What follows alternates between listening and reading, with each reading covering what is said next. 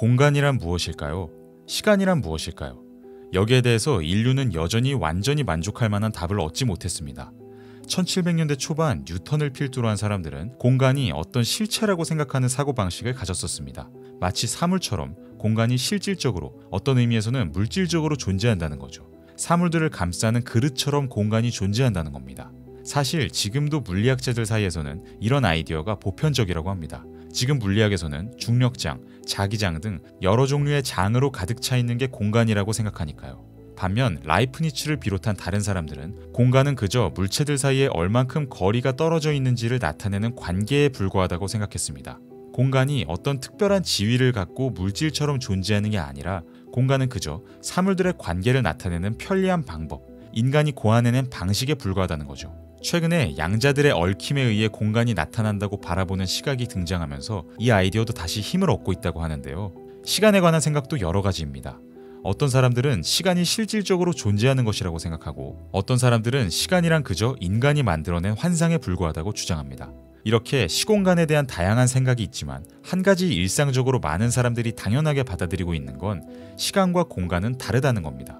흔히 시간과 공간을 합치면 4차원으로 나타낼 수 있다고 이야기합니다. 공간은 좌우, 앞뒤, 위아래로 구성된 3차원이고 거기다가 시간적 흐름까지 포함하면 4차원이 된다는 거죠. 예를 들어서 천안 고속버스 터미널이라는 3차원 공간이 있으면 거기에는 1시, 2시, 3시라는 시간적 차원이 지나가면서 좌표 위에 서로 다른 점을 만들어냅니다. 하지만 이렇게 시공간을 4차원 좌표 위에 나타낸다고 해도 우리가 지속적으로 품고 있는 생각은 공간은 시간과 별도라는 겁니다. 하나의 좌표 위에 나타내지는 것일 뿐이고요. 하지만 아인슈타인의 상대성 이론 이후 현대 물리학에서는 시공간이 처음부터 통합되어 있다는 아이디어를 받아들이고 있습니다. 이 아이디어를 정말로 잘 이해하는 건 아주 어렵다고 합니다. 왜냐하면 우리는 평소 시간과 공간을 분리해서 생각하도록 어려서부터 자연스럽게 훈련을 받아왔으니까요.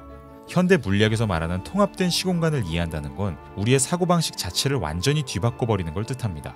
최근 제가 읽은 우주의 가장 위대한 생각들, 공간, 시간, 운동이라는 책에서는 통합된 시공간의 아이디어를 일반인이 이해할 수 있는 수준 중에서 가장 고급 수준으로 설명하고 있는데요. 이 책의 저자 숀 캐럴은 대중적으로 잘 알려진 이론 물리학자로서 물리학의 철학적 함의를 설명하는 데에 탁월한 능력을 보이기 때문에 물리학을 넘어서 우주의 의미를 사고하는 데에도 큰 도움을 줍니다. 이 책에서는 아예 수학적인 방정식까지 약간 다루면서 물리학 비전공자가 물리학을 실제 물리학자처럼 이해하도록 돕고 있는데요. 오늘은 그중 상대성 이론의 관점에서 바라본 시공간에 관한 내용을 제가 이해한 대로 최대한 풀어서 말씀드려보려고 합니다. 한번 여러분의 집과 여러분이 가장 좋아하는 식당 사이의 거리가 얼마인지 생각해보죠. 거리는 경우에 따라 달라집니다. 최단 거리를 따지면 직선이겠지만 실제로 집에서 식당까지 이동할 때는 각종 건물이나 장애물을 피해야 하고 공용도로나 보도를 이용해야 한다는 제약이 존재하죠. 그래서 거리는 직선보다 더 길어집니다. 한번 이 아이디어를 시공간으로 확장해보죠. 여기서 가로축은 공간적 거리를 나타내고 세로축은 시간적 거리를 나타냅니다. 그리고 이 시공간 좌표에서의 한 점을 사건이라고 부르는데요. 사건 A를 오늘 오후 6시에 집에 있다 라고 정의하고 사건 B를 오늘 오후 7시에 식당에 있다로 정의해보죠. 그렇다면 A와 B 사이의 거리는 얼마나 될까요? 이 직선일 것 같죠. 하지만 실제로는 그렇지 않습니다. 이 직선 말고 무한히 많은 경로에 따라 무한히 많은 거리가 존재할 수 있죠. 마치 우리가 집에서 식당까지 갈 때 어떤 길로 가느냐에 따라 무수히 다양한 공간적 거리가 존재할 수 있는 것처럼 시공간을 가로질러 사건 A에서 사건 B로 가는 데에도 무수히 다양한 시공간적 거리가 존재할 수 있다는 겁니다. 예를 들어서 이렇게 곧장 30분 만에 식당으로 가서 공간적으로 움직이지 않으면서 시간적으로 B에 도달할 때까지 기다릴 수도 있고요. 아니면 공간적으로 직선 거리보다 더 긴 거리를 돌아가서 딱 7시에 식당에 위치할 수도 있죠. 우리는 일반적으로 한 사건이 6시에 일어나고 다른 사건이 7시에 일어나면 두 사건 사이에는 1시간이 존재한다고 생각합니다. 이게 우리가 일상에서 흔히 탑재하고 있는 뉴턴 세계관의 대답이죠. 하지만 상대성 이론에서는 우리가 어떤 경로를 따라 사건 사이를 이동하느냐에 따라 시간이 달라진다고 봅니다. 이런 시간을 우리가 일상에서 말하는 절대적인 양의 시간과 구별해 고유시간이라고 부르죠. 고유시간은 우리가 지닌 시계가 측정하는 시간을 가리킵니다. 우리가 실질적으로 경험하는 시간이라고 볼 수도 있죠. 상대성 이론에서는 빠른 속력으로 이동할수록 더 짧은 고유시간을 지난다고 봅니다. 즉, 우리가 공간을 이동하는 방식과 우리의 시간이 흐르는 방식은 서로 근본적인 관계를 맺고 있다는 겁니다. 쌍둥이 역설에 대해 많이들 들어보셨을 겁니다. 나이가 같은 쌍둥이 철수와 민수가 있을 때 철수는 지구에 그대로 남아있고 민수는 아주 빠른 우주선을 타고 여행하고 돌아온다면 민수보다 철수가 더 늙어 있을 거라는 사고 실험이죠. 만약 민수가 광속의 99% 속력으로 여행한 후 철수와 재회한다면 민수가 1년의 고유시간을 경험했을 때 철수는 약 7년의 고유시간을 경험하게 됩니다. 흔히 우리는 이 사고 실험의 결과를 두고 민수의 시간이 더 느리게 흘렀다라고 해석하곤 합니다. 우주의 시간이 일정하게 흐르고 있었는데 민수가 아주 빠르게 이동하는 바람에 민수의 시간이 느려졌다는 거죠. 하지만 이런 표현은 부적절한 측면이 있습니다. 이보다 더 적절한 표현은 모두에게 동일하게 흐르는 객관적이거나 절대적인 시간 같은 건 없다는 겁니다. 아인슈타인의 우주에서 엄밀히 말해 시간이 더 느리게 흐르거나 빠르게 흐르는 현상은 존재하지 않습니다. 그저 시간은 본질적으로 개인적이며 각자의 여행은 모두 경로에 따라 특별한 시간을 갖는 것일 뿐이죠. 우리 각자가 지닌 시계가 측정하는 시간 밖에 있는 보편적인 시간 같은 건 없다는 겁니다. 민수가 광속에 가깝게 여행했다고 해서 시간이 더 느리게 흐른 게 아닙니다. 철수와 다른 시계를 지닌 채 다른 경로를 이동하며 다른 양의 시공간을 경험한 것일 뿐입니다. 우리는 객관적으로 흐르는 뉴턴적인 시간에 너무 익숙해진 나머지 이렇게 시간이 개인적이라는 아이디어를 쉽게 받아들이지 못합니다. 우리가 시간의 느림과 빠름이라는 전통적 아이디어를 이토록 끈질기게 품는 이유는 우리에겐 비교가 일상이기 때문입니다.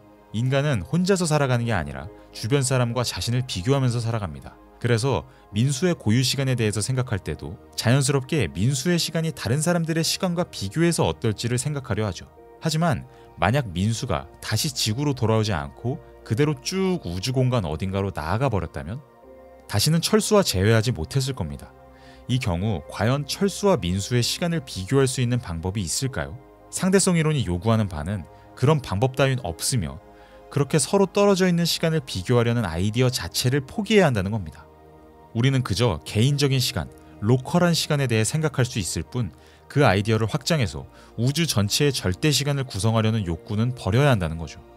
이런 의미에서 상대성 이론은 말 그대로 시간이 상대적이라는 걸 의미하는 것처럼 보입니다. 하지만 상대성 이론은 그저 상대적인 것만을 이야기하지 않습니다. 오히려 상대성 이론은 광속이라는 보편적인 속력이 우주의 시공간에 새겨져 있다고 이야기합니다. 광속은 절대적인 속력입니다. 우리가 평소에 이동하면서 다른 이동하는 물체를 관찰하면 내 속도에 따라 물체의 속도가 다르게 관찰됩니다. 달리는 열차 안에서 다른 열차를 바라보면 정지한 상태에서 그 열차를 바라봤을 때보다 훨씬 느리게 보이죠. 하지만 상대성 이론의 충격적인 주장은 광속은 이런 상대성에서 예외라는 겁니다. 상대성 이론에 따르면 빛의 속력은 우리가 어떤 속도로 이동하고 있든 항상 똑같이 나타난다는 거죠. 그리고 상대성 이론에서는 이 광속을 보편적인 단위로 삼아서 시간과 공간을 통합적으로 계산합니다. 한번 시공간에 서로 다른 경로를 이동한 두 시계가 한 점에서 다시 만나는 경우를 상상해 봅시다. 이 경우 한 시계의 고유 시간을 다른 시계의 시간과 비교할 수 있죠. 여기서 좌표축을 쭉 따라가는 직선적인 시간을 좌표시간이라고 부르는데요. 이 좌표시간과 비교해 고유시간을 구하는 방정식은 다음과 같습니다. 고유시간의 제곱은 좌표시간의 변화량 제곱 마이너스 공간적 거리의 변화량의 제곱이라는 거죠. 이를 정리하면 다음과 같습니다. 여기서 알 수 있듯 만약 이동한 속도가 0이었다면, 즉 전혀 이동하지 않고 그저 제자리에 머물러 있었다면 고유시간과 좌표시간은 같아집니다. 그런데 이 방정식에서는 사실 광속을 기본 단위로 삼고 있습니다. 즉, 이 식에서 1이라는 숫자는 편의상 그렇게 표기했을 뿐 실제로는 광속을 뜻한다는 거죠. 0.5라고 표기되어 있다면 광속의 절반을 뜻하는 거고요. 따라서 만약 광속의 99% 속력으로 여행했다면 고유시간은 0.14 델타 좌표시간, 즉 좌표시간 대비 약 7분의 1의 시간이 됩니다. 이런 원리로 아까 광속의 99% 속력으로 여행을 한 민수가 1년을 보낼 때 지구에서 가만히 있던 철수는 약 7년을 보낸다고 이야기한 겁니다. 우리는 평소 지구에서 광속에 비하면 너무나 느린 속력으로 이동하며 살고 있기 때문에 고유시간이 좌표시간과 거의 동일합니다. 그리고 모든 사람의 속력이, 즉 초음속 비행기를 타는 사람의 속력이든 가만히 앉아있는 사람의 속력이든 다 광속에 비하면 대동소이하기 때문에 서로 고유시간의 차이를 전혀 경험하지 못하죠. 하지만 실제 시간은 우리가 시공간의 천을 따라 어떻게 이동하는지에 의존합니다. 마지막으로, 그렇다면 우주의 보편적 속력인 광속으로 이동하는 사람에게는 어떤 일이 벌어질지 궁금하지 않나요? 아쉽게도 우리는 이걸 결코 알 수가 없습니다. 왜냐하면 좀 전에 방정식에 따르면 우리의 속력이 광속과 동일하게 1이 되면 고유 시간이 0이 되거든요. 즉 광속으로 이동할 때 우리는 시간을 전혀 경험할 수 없습니다. 시간을 경험할 수 없다면 그 안에서 무슨 일이 일어났는지도 결코 경험할 수 없겠죠. 네, 오늘은 이렇게 물리학자 션 캐럴의 우주의 가장 위대한 생각들, 공간, 시간, 운동의 내용을 바탕으로 상대성 이론의 관점에서 본 시공간에 대해 이야기해봤는데요. 저는 평소 과학에 관심이 꽤 많지만 비전공자 입장에서 엄밀한 지식보다는 최대한 철학적 함의를 중심으로 과학을 이해하곤 했는데요. 그런데 이 책은 아예 방정식을 바탕으로 물리학을 조금 더 깊이 이해할 기회를 제공합니다.